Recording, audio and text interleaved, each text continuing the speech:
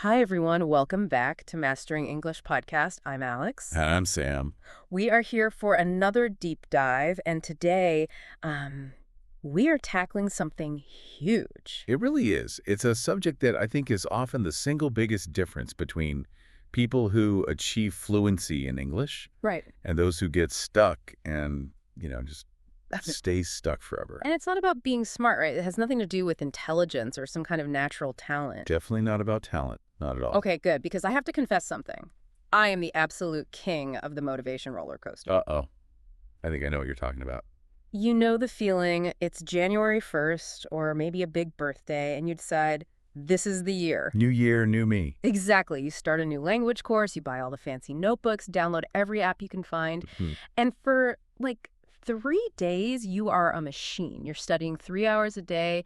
You feel amazing. You feel completely unstoppable. You're on top of the world. That initial energy rush is so powerful. It is. But then, what happens? 2 weeks later, sometimes it's not even 2 weeks. Sometimes it's 2 days. The energy is just gone, completely vanished. You're tired, you're bored, real life starts piling up again. And you tell yourself that little lie, oh, I'll start again tomorrow, when I feel better. And then tomorrow just never quite arrives, does it? It never comes. So my question is, why? Why does motivation always disappear right when you need it the most? That is the million-dollar question. It's the wall that every single person hits when they're trying to learn something difficult, not just English. It feels like a personal failure every time. It does, but it's not. The secret, and this is really the gold we're going to be digging for today, is realizing that motivation is just, well, it's too fragile to rely on. Fragile, I like that word for it. It's feeling. That's all it is. And feelings come and go. It's like the wind, or a better analogy, a huge wave. Right. It can carry you for a bit. It feels amazing, but eventually every wave crashes on the shore. And you're left standing there with no momentum. Exactly. The real secret, the actual long-term solution, it isn't a feeling. It's a mechanism. It's called self-discipline. Ugh, that word. I know. Self-discipline and the structure you get from building really powerful habits. Self-discipline, it just sounds so much heavier. It sounds more demanding than motivation. It sounds that way. But you're saying it's the key to stability, not that temporary high. It is the secret to stability. I am so ready to trade that high for some stability. I'm tired of the roller coaster. And that's exactly what we're going to unpack. We're pulling insights from some really respected sources today, like the Max and Mia podcast, English Audio Zone, LEP. So the good stuff. The really good stuff. And we're not just going to talk about theory. We want to give you practical strategies. Okay. We're talking specific English habits, like something called emotional shadowing. Ooh, intriguing. And a really counterintuitive trick, which is reading transcripts before you listen to the audio. Wait, really? Yeah. Before? And we are going to break down exactly why consistency beats intensity every single time. I love that. Practical, actionable steps that deal with real-life fatigue. Because let's be honest, we're all just tired of starting and stopping over and over again. I am so ready to build a system that actually works, one that keeps me moving forward, even on those days where I have, absolutely zero enthusiasm. And just to make sure these really powerful strategic words stick with you, Yes. we have a little challenge planned, a fun pop quiz at the very end of this deep dive. Oh, I love a quiz. It'll use all the powerful high-frequency vocabulary we're about to learn, so you have to stick with us to the very end to test yourself. That sounds fantastic. Sometimes just learning the right English words for these abstract ideas is half the battle to understanding them. It really is. Yeah. Naming the beast is the first step to taming it. I love that. Okay, so before we jump in, please, if you're enjoying learning English with us, if you appreciate this kind of in-depth approach, make sure you subscribe to Mastering English podcast. And please like this deep dive. Your support really, truly helps us reach more learners who are stuck on that same motivation roller coaster. And we really want to help them get off. All right, let's do it. Let's get into it. So let's get right to the heart of it. You use 2 words that, honestly, they feel the same at the beginning of a project. Motivation and discipline. They do. They feel very similar at the start. When I start studying, I feel super motivated, and that feeling of being energetic makes me feel like I'm being disciplined. They seem totally connected. They seem connected, but the experts in language acquisition are super clear on this. They are fundamentally, psychologically very different things. So what's the practical difference that we need to get? Okay, the big distinction is about where the energy is coming from. Okay. Motivation, and sources like the Max and Mia podcast talk about this a lot, is an external or a transient feeling. Transient, so it doesn't last. It doesn't last. It's that initial psychological high, that burst of excitement that comes from something new or from being inspired. Right. But the problem is, motivation relies entirely on your emotional state. And my emotional state is not stable. Nobody's is. Yeah. Emotional states are, by definition, unstable. One day you wake up feeling like you can conquer the world. The next day you wake up feeling, dread. So if I'm waiting until I feel ready to study English, or I wait until I feel inspired by some new movie, I could literally be waiting forever, especially after a long, hard day at work. That is it, exactly. If you rely on that shifting feeling, you will always find a legitimate reason to procrastinate. There's always a reason. Always. Now, discipline, on the other hand, is profoundly different. It's not a feeling at all. Okay, so what is it? It's a choice. A choice. A choice. It is a consistent, rational decision to follow through on a commitment you made to yourself yesterday. Even when your emotional state today is just screaming at you to go relax and watch TV. This is where that boat analogy you mentioned comes in, and I think it's so perfect. It is. Motivation is the huge, beautiful sail on the boat. It catches the wind and pulls the boat along really fast. That's the perfect image. The wind is wonderful when it's blowing. You feel like you're flying. Right. But what happens when the wind just stops? The boat stalls. Yeah. You're dead in the water. Yeah. Discipline, in this scenario, is the small, reliable engine hidden inside the boat. It's not as glamorous. Not at all. It's noisy. It's not as fun. But it helps you move slowly but surely, regardless of the weather, regardless of the emotional climate. Slowly but surely. And the truth about discipline, the part nobody really wants to hear, is that most days, studying English is going to feel kind of neutral, or even, honestly, a little bit boring. That's so true. But that boring, predictable repetition, that is precisely where real sustainable progress is generated. Hearing that is actually really empowering because it means I have control. If I'm waiting for the wind, I'm powerless. I'm just a victim of the weather. But if I choose to turn on the engine, I'm the captain of my own boat. You are the captain. And let's add just one more layer to this for our listeners. Psychologically, there's another reason this is important. Okay. Relying only on motivation leads to something called willpower depletion. Willpower depletion? Sounds serious. Well, think of willpower like a muscle. It gets tired during the day. Okay, yeah, that makes sense. If you have to use your very limited daily willpower to force yourself to do something you don't want to do, that muscle gets tired really fast. And then you have none left for anything else. Exactly. But discipline is different. Discipline is a habit. And habits, once they're built, require way less willpower to execute than forced motivation does. So it's like putting the task on autopilot. It just happens without that big mental fight. It's all about reducing the mental fight. That's the whole game. Okay, let's unpack this with our first vocabulary spotlight. Let's do it. That word, self-discipline, it often sounds so formal, maybe even punitive, like a strict military rule or something from an old-fashioned self-help book. I get that. It has a heavy connotation. Can we break that word down simply, in plain English, for our intermediate learners? What does it actually mean to have or to build self-discipline in a modern way? Absolutely. At its core, self-discipline is about controlling yourself. Okay. Specifically, controlling your immediate present actions to achieve a goal that will benefit your future self. So it's not about punishment. No, not at all. It's not about being harsh. It's about being strategically kind to your future. Oh, I really like that reframing.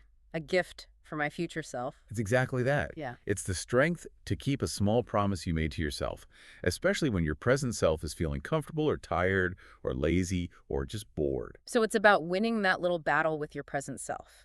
The sources we looked at, like Speak English with Class, suggest it's less about punishment and much more about a deep, long-term self-respect. That turns discipline from a burden into an investment. I love that. Precisely. And let's really cement this idea and how to use the word with 3 different examples. Okay, let's hear them. First, a formal example. The senior project manager demonstrated remarkable self-discipline by deliberately focusing on the complex financial report instead of allowing himself to check his constantly updating, distracting social media feeds. So he prioritized the hard, important thing over the easy, distracting thing. Exactly. That's professional self-discipline. Now, a casual example. Okay. I had zero motivation to go for my English conversation practice this morning, but my self-discipline kicked in, and I forced myself to spend just 5 minutes reviewing my vocabulary notes anyway. That's that personal perseverance, just pushing through the mood. Just a little bit. And now, for a funny or weird example, My favorite. my extremely energetic puppy, Sparky, showed amazing self-discipline when he didn't eat the entire bowl of treats I accidentally left on the kitchen counter for a whole 5 terrifying minutes. Wow, 5 minutes. That's impressive for a puppy. It was a true high-stakes test of his tiny, furry willpower. That dog example is hilarious, but it's so relatable.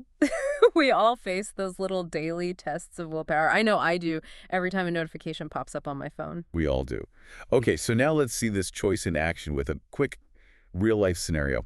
Let's say we're planning our study session for tonight. Okay, I am absolutely exhausted after work. I'm just going to skip the vocabulary review and, I don't know, watch action movies with subtitles. I don't care about my future self right now. I'm just tired. Whoa, hold on.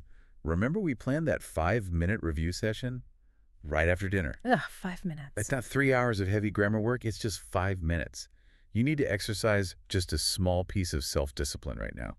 You're saying don't let my current fatigue dictate my long-term outcome. That's it.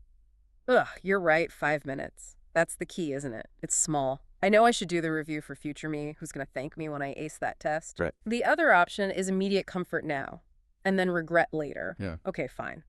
5 minutes of difficult vocabulary review it is. Perfect. You just demonstrated the fundamental choice. Immediate comfort versus a long-term goal. That is self-discipline in action. It felt hard, but I did it. And when you use this noun, self-discipline, it's great to know the verbs it pairs with. These are collocations. Okay. We often say you build self-discipline, like a muscle. Or someone might lack self-discipline if they're easily distracted. A big goal might require self-discipline. Exactly. And when you make the right choice, you demonstrate self-discipline. Got it.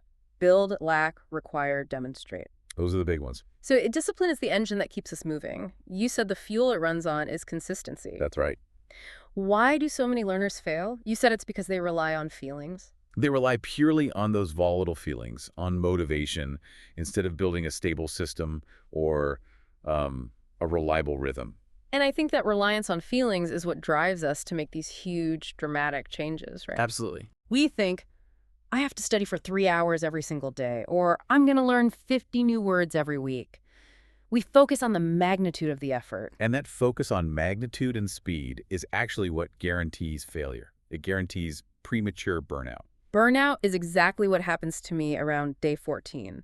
The energy is just gone, and I quit, feeling like a total failure. Because you're treating it like a sprint. Max and Mia, in their podcast, refer to language learning not as a sprint, a short, fast race, but as having a steady rhythm. Right, if you run too fast at the start of a marathon. You deplete all your resources, you hit the wall, and you're done. The energy disappears because I tried to treat learning like an intensity thing, not a rhythm thing. Exactly. Intensity is an expense, rhythm is an investment. Think about the analogy of caring for a houseplant. This is a crucial one. Okay. You wouldn't throw a giant bucket of water on your plant once a month and expect it to grow, would you? No, it would drown. Or die of thirst the rest of the month. Right. Instead, you give it a small, measured amount of water every single day. A little bit, often. Learning English is exactly the same rhythm. It requires steady, slow, and predictable input. I love that, the compounding effect. If I study in one huge burst, it's just one burst. But if I do a little something every day, that effort starts to multiply over time. That is the power of compounding. There's the famous idea that if you improve your English by just 1% every single day, you'll be 37 times better by the end of the year. Wow, 37 times better from just 1% a day. But if you study for 10 hours once a month, you just stay flat. Consistency creates exponential growth. Intensity just creates temporary stress. Okay, this is so important.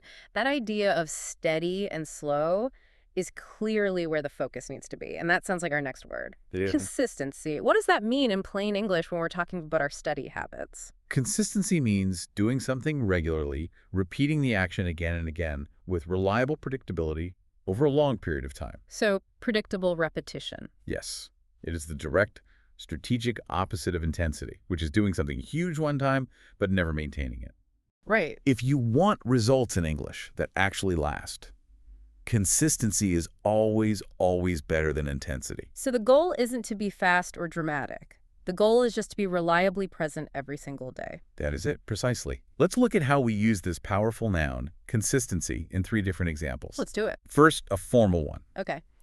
The key to long-term investment success, according to nearly every financial expert, is maintaining consistency in your deposits, not trying to make a huge, risky, quick profit. So reliability over a long time. Exactly. Now, a casual example. Mm-hmm. I honestly think I learned English mostly because of consistency. I studied just 10 minutes every day for a year, and the habit eventually led to massive fluency gains. It's that small daily commitment that counts. It's the only thing that counts in the end. And now for our funny or weird example. Ready. If my unreliable internet connection had any actual consistency, I could watch a whole action movie without it buffering, freezing, and kicking me off the server every 2 minutes. I feel that in my soul. I wish my internet could magically build consistency. We all do. We rely on predictability, even from our Wi-Fi. Okay, let's practice this concept. Here's a common struggle. I'm trying to start exercising to clear my head for studying. Good habit. But I often skip it if I don't have a whole hour of totally free time to dedicate to it. An hour. See, there's the problem right there. That's way too much initial intensity for a new habit. But an hour feels like a real workout. But you've already admitted you're short on time. So listen, it is strategically much better to choose 5 minutes of consistency every single day. Just 5 minutes. Just 5 minutes, maybe just stretching while your coffee brews. That is better than one intense, perfect hour that you only do once every 2 weeks. So prioritize the rhythm of the habit over the duration of the effort. You must prioritize the rhythm. That's the only way it sticks.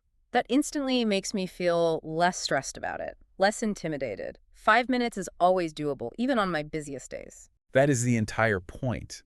If you're failing the consistency test, it's usually because you chose too much intensity at the start. That's a huge takeaway. And for collocations, the verbs we use are important. We often say you need to maintain consistency or you need to show consistency. And if you don't, then you, regrettably, lack consistency. Your actions are unpredictable because they're based on your mood. right. Maintain, show, lack. Got it. Okay, so we've established that consistency is the foundation. But how do we guarantee we actually follow through? Yeah, especially on those days with zero motivation. Our sources, especially the English Audio Zone, warn us against the trap of starting too big. Right. If you set an initial goal that feels huge or overwhelming, like deciding you'll never eat sugar again, or promising to exercise for a full hour right away, you are practically designing yourself for failure. Totally. My brain immediately sees that huge goal as a threat. It just says, nope, no way, that's too much effort, I'll do it later. That avoidance thing is so powerful. Exactly. So what is the practical, science-backed alternative? How small are we actually talking about here? Well, I've read about this tiny habits idea, which seems almost wrong. It says to commit to just 5 minutes or even 2 minutes of a task. That sounds so ridiculously small. I wonder if it even helps my English. It should feel ridiculously small. If the habit feels hard, you've made it too big. Wow. Okay. The psychological goal here is to make the habit so unbelievably minor, so low friction, that you literally cannot say no to it. So the win isn't in the amount of work. The success is in simply showing up and executing the habit loop. Yeah. That's it. The quality or duration of the work doesn't matter at the start. You have to lower the barrier to entry until it's almost impossible for your lazy self to fail. So if my goal is to read a difficult English novel, the tiny habit isn't reading a whole chapter. No. The tiny habit is just opening the book or opening the file on my computer, even if I close it again after 2 seconds. That is a 100% win. You succeeded. You executed the habit. You forced yourself past that initial point of friction. But why does that tiny 2-minute effort even matter in the long run? Because tiny wins, when they're repeated consistently, they add up and create something incredibly powerful. Okay. This brings us to the heavy train analogy. The first few pushes on a heavy stationary train feel impossible. They're hard, they're slow, they feel pointless. You feel like you're not moving at all. But those first few pushes are what build the force and the speed. And that force and speed is what we call momentum. It's where discipline and consistency meet. Spot on. The heavy train analogy is perfect for understanding how these tiny actions start to move you forward. And that self-generated movement is what we call building momentum. I love that image, pushing the train. That phrase, to build momentum, is fantastic. It suggests motion. It does. Can you explain what that verb phrase means, especially for something like learning where there isn't, literal physical motion? Certainly. To build momentum describes the force, it can be psychological or inertial, that causes something to continue moving forward. Okay. And often it gains speed or strength over time. In learning, those tiny, consistent habits are what generate this mental force. So once you have momentum. Once you have it, the habit actually becomes substantially easier to sustain. The train is already rolling, so you need less willpower to keep it going. So the hardest part is just the very beginning, the launch. Once you're rolling, it feels easier and it requires less conscious thought. Precisely. You shift from actively forcing yourself to just passively maintaining this that you've already gained. Let's practice this key verb phrase. Let's do it. First, a formal example. The initial small changes in environmental policy helped the large company build momentum toward meeting its difficult sustainability goals far ahead of the scheduled deadline. So the small steps created a powerful long-term push forward. Exactly. Now for a casual one. After I finally finished the incredibly difficult first chapter of that complex history book, I started to build momentum, and I managed to read the entire rest of the novel in one weekend. Yeah, I've had that happen. The initial effort is tough, but then the speed just picks up once you get past that friction point. It's a great feeling. And now for the funny or weird example. Ready? The ridiculously giant snowball started rolling slowly from the top of the hill, but as it descended, it quickly built terrifying momentum and destroyed my neighbor's newly planted flower garden. A slightly dangerous but very effective visual of increasing unstoppable force. Let's avoid building terrifying snowballs. Agreed. Let's apply this to English skills. I'm going to commit to reviewing just 3 simple English flashcards a day. Nothing more. That is an excellent tiny habit. But how do you feel about it after 1 week? Well, I only reviewed 21 flashcards this whole week. Part of me worries it's useless because it's not a huge amount of learning. Wait a minute, stop right there. You reviewed 21 flashcards this week? Last week, you reviewed 0. That's true. That tiny habit is already starting to build momentum. You've created a rhythm. I guarantee that next week, you might feel like reviewing 5 flashcards. Or maybe you'll start writing sentences with those words. Ah, so that's the force kicking in. You are moving from 0 to non-zero. That is a massive shift. Wow. I guess I hadn't thought of it that way. The 3 flashcards are the stepping stone to the next level. I can actually feel the momentum now. Excellent. And remember, in English, momentum is often paired with verbs like gain, lose, generate, and maintain. So the goal is to always maintain momentum. That's the constant goal in learning. Okay, so we've talked about the psychology of habits. Now let's apply this to specific English techniques that actually get results. Yes, let's turn this structure into real progress. Our sources, especially the advice from Max and Mia and the Chill English channel, give us some incredibly powerful, yet simple, habits. Habits that can turn discipline into automatic skill growth. I'm ready for the practical tools. What's the first one, and how do we make it tiny and consistent? Let's start with shadowing. A lot of learners know the word, but they miss the key part of the technique. I'm one of them. Shadowing isn't just repeating words, it's repeating the rhythm, the melody, and the emotion of what you hear immediately after the native speaker. Immediately, like how soon after? Often with a lag of just 1 second. You're trying to be a real-time voice mirror.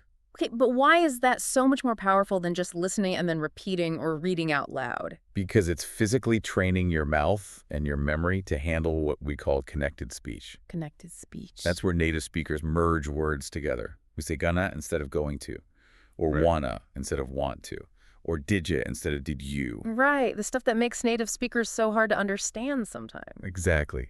Shadowing forces your mouth muscles to perform these mergers instantly. It improves your fluidity and confidence like nothing else. And here's the crucial tip we found. Yes. Practice emotional shadowing. Emotional shadowing. Okay, I've heard of shadowing, but adding emotion seems like a huge jump in difficulty. Isn't that too hard for intermediate learners? That sounds like it could be an obstacle. That's a valid concern. It sounds harder, but it's actually a shortcut to better intonation. A shortcut? How? Emotional shadowing means you don't just copy the words. You have to copy the attitude, the intent. So if the speaker sounds excited. You have to sound excited. If they sound deeply sarcastic, you copy that sarcasm. And why does that work? Because when you focus on the tone excitement versus frustration, you naturally start to pick up on the intonation patterns. You notice where the stress falls in a sentence. Which is vital for sounding natural. If you just copy words, you sound flat like a robot. If you copy emotion, you start to sound human. That's a game changer. My English usually sounds so monotone when I shadow because I'm so focused on getting the individual sounds right. So what's the tiny habit for this? What if I can only commit 2 minutes a day? Perfect. Your tiny habit is this. Find a 30-second audio clip from a movie, a podcast, whatever. For 2 minutes, your only job is to rewind and replay only that 30-second clip, trying to perfectly match the speaker's emotional tone. So I maintain consistency with just that one short clip, and I build momentum by fixing specific phonetic issues in a focused way. Exactly. Okay, next up, we have to tackle the translation trap. Ugh, my biggest enemy. It's arguably the biggest, most momentum-killing hurdle for intermediate learners. That habit of constantly thinking in your native language, translating that idea to English in your head. And then finally speaking or writing. It slows everything down, it increases your cognitive load, and it absolutely kills fluency. That is my constant problem. I feel like I'm having a whole 3-step conversation in my head before I can open my mouth to say one simple sentence.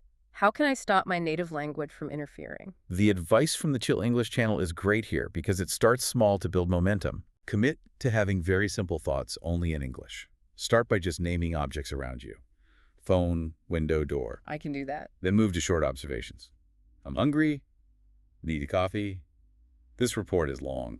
But here's the big obstacle, the thing that always gets in the way of this technique for me. What is it? What if I genuinely don't know the exact English word for something important I want to think about? Yeah. Do I stop and look it up? Absolutely not. The moment you do that, the thought flow stops. Your brain defaults back to your native language, and you've broken your momentum. So what's the alternative? The critical advice here is to use circumlocution. Circumlocution.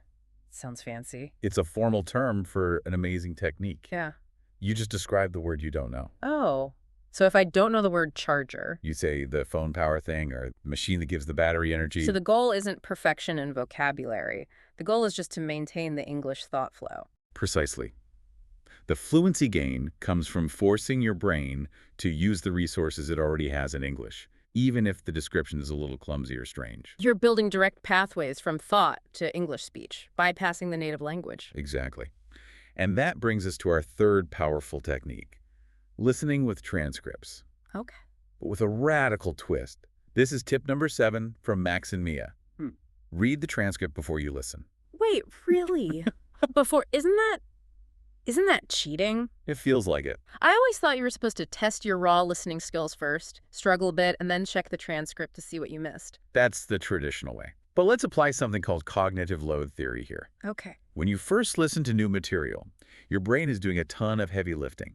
It's trying to decode the meaning, identify new vocabulary, and process the grammar all at the same time. That's a lot to do at once. This massive cognitive load prevents you from focusing on the subtle details of sound. Ah, I see. My brain is so busy trying to figure out what the person is saying, it can't pay attention to how they're saying it. Correct. But when you read the transcript first, you effectively load your brain with all that information ahead of time. The vocabulary, the concepts, the structure. It's like giving your brain the complete roadmap before you start the drive. By the time you start listening, your cognitive load is drastically reduced because you already know the meaning. And that frees up mental space. To focus purely on the sound, the actual pronunciation, the stress, the intonation, the connected speech, all the stuff that makes you sound fluent. So I can focus on how the language is spoken, not just what is being said. That is a hugely efficient way to train my ear. It moves me past just comprehension and into actual acquisition. Exactly. If your goal is to acquire native-like patterns, reading first is a powerful, intentional habit. Okay, I used it a moment ago, but let's put a dedicated spotlight on this fantastic idiom to get in the way of. Yes, let's. When I try to think in English, my desire for perfection, my need for the perfect vocabulary, it always stops me. It gets in the way of my progress. What does this phrase mean in plain English? To get in the way of means to become an obstacle. To obstruct or hinder or prevent something from happening the way it was intended. So it's something blocking your path? Exactly. When something gets in the way of your goals, it's actively blocking your progress or making the path much more difficult.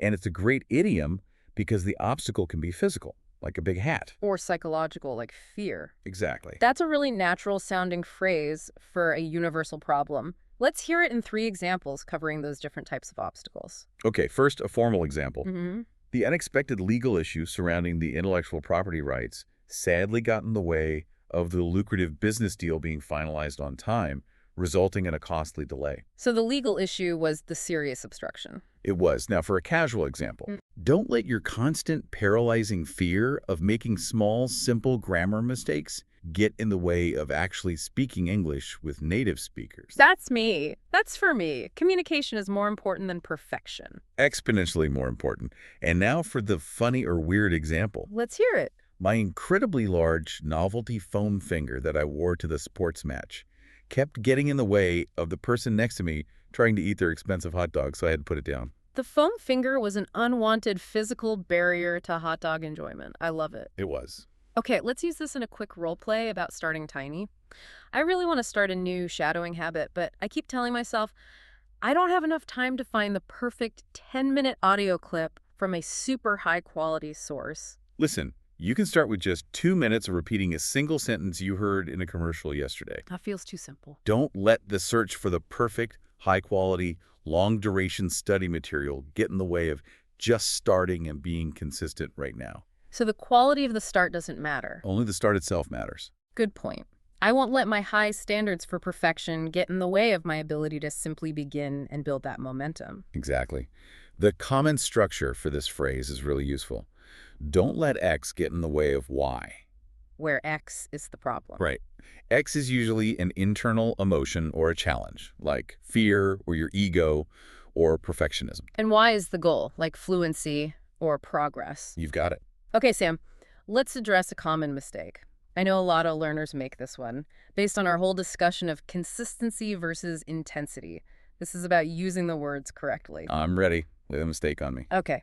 If I feel super motivated and I manage to study for a marathon 10 hours on Monday. Wow, 10 hours. And then I'm completely exhausted. I do absolutely nothing for the rest of the week because I hit that wall. Can I tell my studied buddy I showed big consistency this week, but only for one day? That's a brilliant question. Yeah. It perfectly illustrates the psychological trap we've been talking about. So, can I say it? And the gentle but crucial correction is no, you cannot say that. Okay, why not?